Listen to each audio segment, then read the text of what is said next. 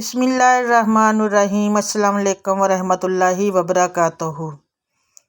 اس وظیفے کو کرنے سے آپ حیران رہ جاؤ گے۔ یہ ہمارا آزمایا ہوا وظیفہ ہے۔ ایک بزرگ نے ہمیں وظیفہ بتایا ہے۔ محترم ناظرین، آج آپ کی خدمت میں ایک بہت ہی خاص اور مجرب وظیفہ لے کر حاضر ہوئی ہوں۔ یہ روحانی وظیفہ اللہ تبارک و تعالیٰ کے نام کا وظیفہ ہے۔ تو یہ وظیفہ جو کوئی بھی کرتا ہے چند دنوں میں، جیسا کہ 3 دنوں سے کیا گیا ہے، چند دنوں میں وہ شخص اتنا مالا مال ہو جاتا ہے کہ اسے خود کو سمجھ نہیں آتی کہ یہ رزق کہاں سے آ رہا ہے۔ اللہ تبارک و تعالیٰ کی ذات جو کہ انسان کے لیے رحمان ہے، رحیم ہے، اپنے بندے کو اپنا نام پکارنے پہ اس قدر رزق فراہم کرتا ہے، اس قدر وافر رزق عطا فرماتا ہے کہ بندہ اپنے رب کا شکر ادا کرتے کرتے نہیں تھکتا۔ تو آپ لوگ یہ وظیفہ ضرور کریں، انشاءاللہ وہاں سے رزق حاصل ہوگا جہاں سے آپ نے کبھی گمان بھی نہ کیا ہوگا۔ میں آج آپ کو جو وظیفہ بتاؤں گی، تمام دوستوں سے گزارش ہے کہ ویڈیو کو مکمل دیکھیے گا اور سنیے گا اور اچھے سے سمجھ لیجئے گا۔ ہو سکے تو کسی کاپی پہ نوٹ کر لیں، ورنہ اسکرین شاٹ لے لیا کریں۔ محترم ناظرین، اللہ تبارک و تعالیٰ کا نام کا وظیفہ کرنے کے ساتھ ساتھ ہمیں 5 وقت نماز بھی پڑھنی چاہیے۔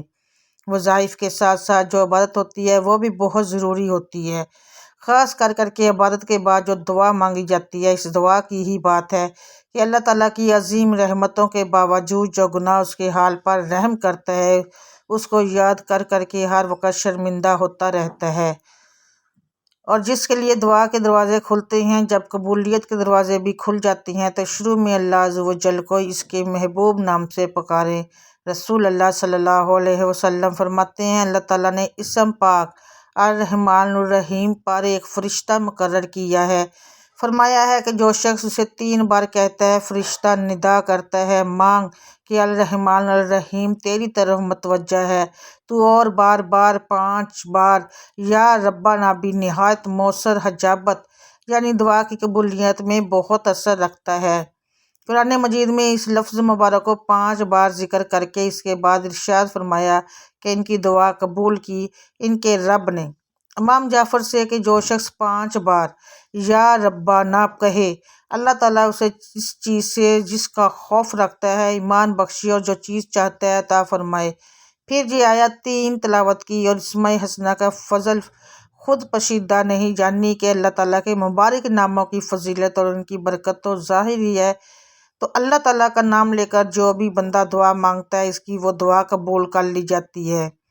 صحیح حدیث میں نبی کریم صلی اللہ علیہ وآلہ وسلم نے تعلیم فرمایا کہ جو دعا کی جائے، ترجمہ الہی میں تجھ سے مانگتا ہوں، تیری طرف توجہ ہوتا ہوں، تیرے نبی محمد صلی اللہ علیہ وسلم کے وسیلے سے جو رحمان کے نبی ہیں، جو رسول اللہ یا رسول اللہ، میں نے حضور کے وسیلے سے اپنے رب کی طرف توجہ کی، اپنے اس حاجت کی کہ میری یہ حاجت پوری ہو جائے۔ صحیح بخاری میں ہے کہ امیر المومنین عمر رضی اللہ تعالیٰ عنہ نے دعا کی، الہی ہم تیری طرف تسلط کرتے ہیں، اللہ اپنے نبی اللہ علیہ السلام کے سچا عباس رضی اللہ تعالیٰ عنہ کے باران رحمت بھی تو اللہ کے جو نیک بندے ہوتے ہیں ان کے وسیلے سے بھی دعا مانگے، وہ دعا قبول کر لی جاتی ہے۔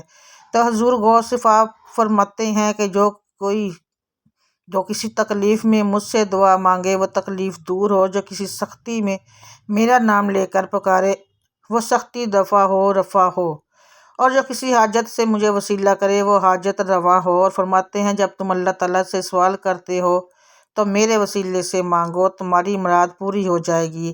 اور اللہ تعالیٰ سے مانگے، دن رات مانگے، ہتھیلی پھیلا کر مانگے۔ تو جو شخص انتہائی عاجزی اور انکساری سے ہتھیلیوں کو بلند کر کے اللہ کی بارگاہ میں جب سب سو رہے ہوں اور وہ سجدہ ریز ہو، تو جب اللہ تعالیٰ سے مانگتا ہے، اللہ تعالیٰ اس پر رحمتوں کے دروازے کھول دیتا ہے، اس پر نیکیوں کے دروازے اس کے لیے کھول دیے جاتے ہیں، اسے اس قدر عطا فرما دیتا ہے کہ وہ بندہ خود حیران ہو جاتا ہے کہ مجھے کہاں سے اتنا رزق، اتنی فضیلتیں، اتنی برکتیں مجھے کہاں سے حاصل ہو گئی ہیں۔ اور جو بہنیں بھائی اکثر پریشان رہتے ہیں، قرضوں میں جکڑے ہوئے ہیں، پریشانیوں میں گرے ہوئے ہیں، قرضہ اس قدر ہے کہ بڑھتا ہی جا رہا ہے اور رزق ہے کہ آ ہی نہیں رہا، اور اگر کوئی کاروبار شروع کرتے ہیں اور وہ کاروبار چل نہیں پاتا یا انہیں دولت چاہیے اور دولت نہیں مل رہی، تو اب یہ ضروری نہیں کہ دولت مل جائے۔ بعض لوگ یہ کہتے ہیں کہ دولت نہیں مانگنی چاہیے۔ دولت حاصل کر کے بھی انسان غریبوں کی مدد کر سکتا ہے، صدقہ کر سکتا ہے، خیرات کر سکتا ہے، تو دولت مانگنا کوئی بری بات نہیں ہے۔ یہ اللہ تبارک و تعالیٰ کی دین ہے، اسے اگر حاصل کر لیا جائے تو یہ کچھ بھی برا نہیں ہے۔ اللہ تعالیٰ سے ہر وقت دعا مانگتے رہو۔ آج جو میں آپ کے لیے یہ اللہ تبارک و تعالیٰ کے نام کا وظیفہ لے کر آئی ہوں، وہ آپ نے چلتے پھرتے پڑھنا ہے، چلتے پھرتے پڑھتے رہنا ہے۔ وضو کر لینا ہے اور چلتے پھرتے پڑھا رہنا، اپنا وضو رکھا کریں ہر وقت۔ 3 دن کے اندر آپ کو اتنی دولت مل جائے گی کہ آپ کو یقین نہیں آئے گا۔ 3 دن لگاتار آپ نے یہ عمل کرنا ہے۔ نہایت ہی آسان سا عمل ہے، تو آپ نے اس عمل کے لیے آپ کو باوضو ہونے کی ضرورت نہیں ہے۔ ویسے باوضو ہونے کی ضرورت نہیں ہے، لیکن آپ اپنا وضو رکھا کریں پاکی کی حالت میں، اللہ تعالیٰ جلدی قبول کرتا ہے۔ بس آپ پاک ہو جائیں، جب آپ نماز فجر ادا کر لیں، نماز فجر ادا کرنے کے بعد آپ نے جب جائے نماز سے کھڑے ہونا ہے، تو آپ نے چلتے پھرتے یہ عمل شروع کر دینا ہے، اور ایک دن میں صبح سے شام تک آپ سے جتنا ہو سکے آپ پڑھیں۔ کوئی تعداد متعین نہیں ہے۔ آج صبح سے شام تک جب آپ کو ذہن میں آئے، جب یاد آئے، آپ اس کو پڑھتے رہیں، لگاتار پڑھتے رہیں۔ پڑھنا کیا ہے؟ آپ نے پڑھنا ہے یا مالک الملک ذا الجلال والاکرام، یا مالک الملک ذو الجلال والاکرام۔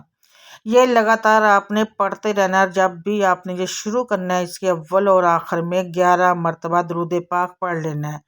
صبح سے شام تک جتنا ہو سکے اس کو پڑھنا ہے۔ اللہ تعالیٰ ہم سب کی تمام جائز حاجتیں پوری فرمائے، اور ہم سب کو شریعت کے مطابق زندگی گزارنے کی توفیق عطا فرمائے، اور ہم سب کو دین حق پر چلنے کی توفیق عطا فرمائے، اور ہمارا خاتمہ ایمان پر فرمائے۔ آمین ثم آمین یا رب العالمین۔ دعا ہے کہ اللہ تعالیٰ میرا سنانا اور آپ کا سننا اپنی بارگاہ الہی میں مقبول اور منظور فرمائے۔ آمین ثم آمین۔ تمام دوستوں سے گزارش ہے کہ اللہ تعالیٰ کے 99 ناموں میں سے ایک نام کمنٹ میں ضرور لکھیں۔